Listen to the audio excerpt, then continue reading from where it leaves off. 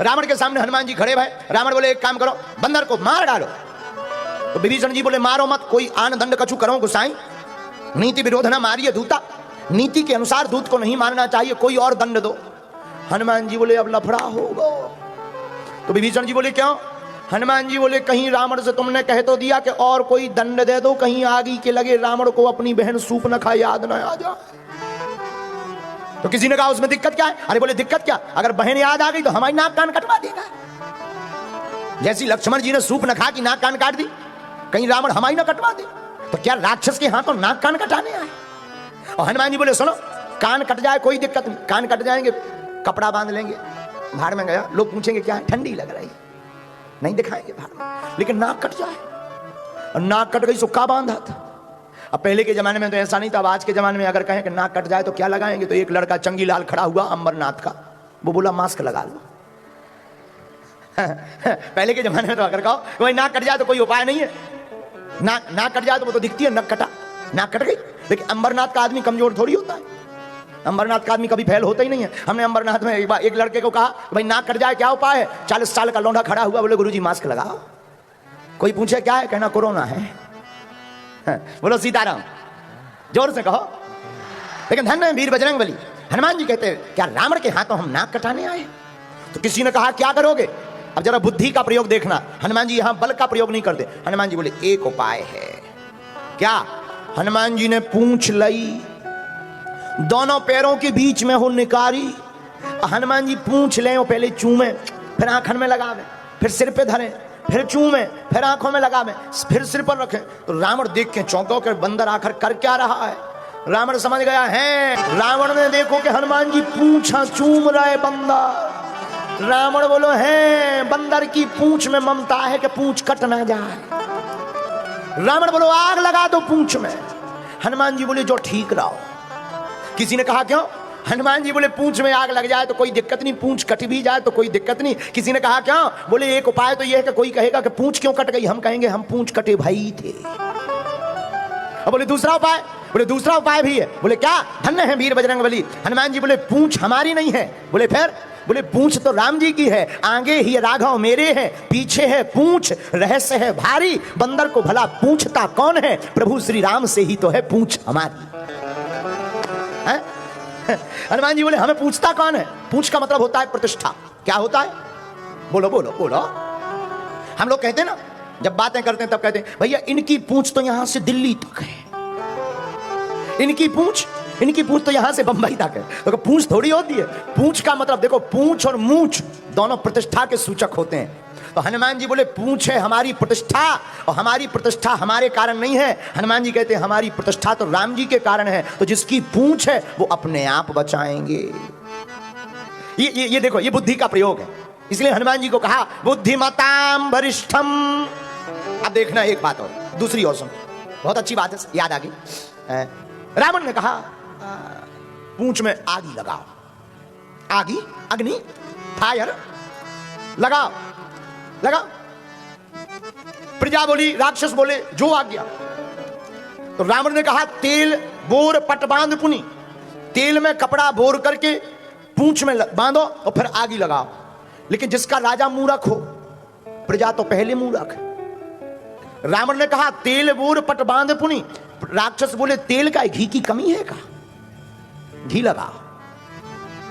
लंका में जितना घी था हनुमान जी की पूंछ में लगा दिया। आप रामायण पढ़िएगा, सुंदरकांड में चौपाई आई, रहा न नगर बसन घृत, पहले घी का वर्णन आया। पूरी लंका में ना तो कपड़ा बचे न घी बचो। हनुमान जी बोले जिसकी जितनी श्रद्धा है ले आओ, हमें सब स्वीकार है। जब लंका में घी नहीं बचा तो रावण के पास संवाददाता गए। संवाददाताओं ने कहा कि महाराज घी का अकाल पड़ गया। रावण बोले घी कहां गया? बोले पूंछ में लग गया। रावण बोले मूर्ख, घी लगाने को किसने कहा था? बोले हुजूर हम लोगों ने सोचा आपकी नाक ना कटे, तेल क्यों, घी लगाओ। रावण बोला दिक्कत क्या है? अरे बोले हुजूर उसकी पूंछ है कि घट नहीं रही, बढ़ रही। बाड़ी पूंछ कीन कपी खेला, रहा ना नगर बसन घृत तेला, बाड़ी पूंछ कीन कपी खेला। हनुमान जी के पूंछ में एक कपड़ा बंधे, हनुमान जी 1 इंच और बढ़ा दे, समझ में आए ना, पूंछ घटे ना। रावण बोलो तेल बचो, संवाददाता बोले बचो है। रावण बोले तेल लगा दो। लंका का जितना तेल था हनुमान जी की पूंछ में लगा दिया। धन्य है वीर बजरंगबली। हनुमान जी बोले और किसी की श्रद्धा? राक्षस बोले महाराज कपड़ा भी खत्म, तेल भी खत्म, घी भी खत्म। हनुमान जी बोले जो पहने बे और मान दो। हनुमान जी ने सबके कपड़े बंधवा लिए। अब पूंछ में आग लगाई तो राक्षसों को तो देखो कई लोग ऐसे होते हैं जिन्हें ये लगने लगता है कि पड़ोसी के घर में आग लग जाए तो ओहो ताली बजाएंगे, मजा आएगा। कई लोगों को पड़ोसी के घर में ही आग लगने पे मजा आता है। दूसरों का बुरा हो इतना मजा नहीं है, बहुत साने बनते थे। लेकिन ये नहीं जानते हैं कि पड़ोसी के घर में आग लगेगी तो झुलस कर तुम्हारा भी घर जल सकता है। यही वीर हनुमान जी ने किया। राक्षसों ने हनुमान जी की पूंछ में आग लगाई और धन्य है वीर बजरंगबली। हनुमान जी बाड़ी पूंछ कीन कपि खेला। जहां हनुमान जी ने पूंछ में आग लगी देखी सोई हनुमान जी घर घर भगे। प्रत्येक घर की अटारियों पर निबुक चढ़ो कपि कनक अटारी, रामायण पढ़िएगा, निबुक चढ़ो कपि कनक अटारी। हनुमान जी घर घर जाने लगे, हर घर को जलाया लेकिन एक घर को नहीं जलाया। तो पत्रकारों ने माइक लगा दिया, सरकार सरकार रोको रोको रोको रोको, एक मकान रह गया पीछे 106 नंबर। हनुमान जी बोले चेक करो उनके घर से चंदा आया है।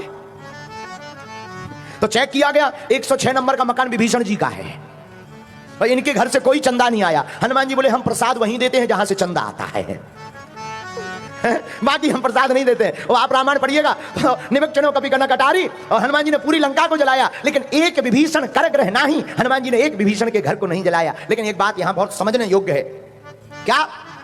विभीषण के घर के बाहर लिखा रामायुध अंकित ग्रह, शोभा वर्ण न जाए, नव तुलसी का वृंद तह, देख हरस कपिराय। मतलब जिसके घर के बाहर राम लिखा रहता है, जिसके जिभा पर राम रहता है, उसके घर को हनुमान जी जलाते नहीं है, उस घर को हनुमान जी बचाते हैं। लेकिन जलाते कौन से घर को? जिनके घर से संतों की प्रतिष्ठा को जलाने का काम किया जाता। जिस परिवार के लोग संतों की, ब्राह्मणों की, भक्तों की प्रतिष्ठा को उखाड़ने का काम करते हैं, ऐसे घरों को हनुमान जी अपनी पूंछ में आग लगा करके जला देते हैं। तो हनुमान जी केवल बलवान नहीं है, हनुमान जी बुद्धिमताम वरिष्ठम। इसलिए हनुमान जी से तुलसीदास जी मांग क्या रहे? बल बुद्धि। हे हनुमान जी बल भी दो और बुद्धि भी दो। क्यों? क्योंकि बल होगा और अकल नहीं होगी तो घाटा खा जाएंगे। तो बल बुद्धि विद्या, विद्या भी चाहिए। अच्छा विद्या क्यों चाहिए? एक बात, विद्या ददाति विनयम। विद्या जिसके पास होती है विनयता होती है, विनम्र हो जाता है। इसलिए विनम्र व्यक्ति के पास ही विद्या टिकती है। इस पूरी दुनिया में लाखों लोग ऐसे हैं जिनको विद्याएं मिली लेकिन चली नहीं। क्यों? जो अपने आप को, जिसे मैं की हवा लगी, जिसे मैं की हवा लगी उसे ना दुआ लगी ना दवा लगी। जिसे मैं की हवा लगी उसे ना दुआ लगी ना दवा लगी। इसलिए कभी भी हो आपके पास कोई कृपा आ जाए तो तुम अपने अभिमान में मत चूर चूर हो जाना। आपके ऊपर कोई कृपा हो जाए, धन मिल जाए, संपत्ति, ऐश्वर्य, यश, कीर्ति, प्रतिष्ठा, विद्या आपको प्राप्त हो जाए तो अपने अभिमान में मत चूर चूर हो जाना। दुनिया को प्रदर्शन मत करना। जहां तुम्हारे जीवन में ऐश्वर्य की प्राप्ति हो तो प्रदर्शन नहीं, भगवान का दर्शन करना प्रारंभ कर देना, संतों का दर्शन करना प्रारंभ कर देना, गुरुओं के चरणों में बैठना प्रारंभ कर देना। क्यों? क्योंकि झुकते वही हैं जिसमें जान होती है, अकड़ तो एक मुर्दे की पहचान। एक संत सुनाते थे हमको, एक संत हमको बताते थे, अहम की अकड़ ज्यादा चल नहीं सकती, अहम की अकड़ ज्यादा चल नहीं सकती, मौत की घड़ी कभी टल नहीं सकती, लूट कर दौलत भले ही जमा कर लो पर पाप की कमाई कभी फल नहीं सकती। इसलिए अभिमान में नहीं, लोगों को अभिमान में नहीं, भारत के लोगों को हनुमान में जीना चाहिए। बोलो सीताराम। तो हनुमान जी से बल भी मांगो, बुद्धि भी मांगो, विद्या भी मांगो। लेकिन विद्या आए तो विद्या अभिमान ना आ जाए, इसलिए विनयता भी मांगो। जो उसके पास विद्या होती वो विनम्र होता। देखो जो मोह में अटक जाता है वो भटक जाता है। मोह में अटकना नहीं चाहिए, विद्या को धारा की भांति बहाते रहना चाहिए। धन्य है वीर हनुमान जी। तो हनुमान जी से हमको एक बात और, मुक्त होना, मोक्ष पाना पुरुषार्थ से संभव नहीं है। मोक्ष की प्राप्ति तो प्रसाद से संभव है। किसी संत के प्रसाद से ही मोक्ष की प्राप्ति हो सकती है। मोक्ष की प्राप्ति पुरुषार्थ से नहीं हो सकती।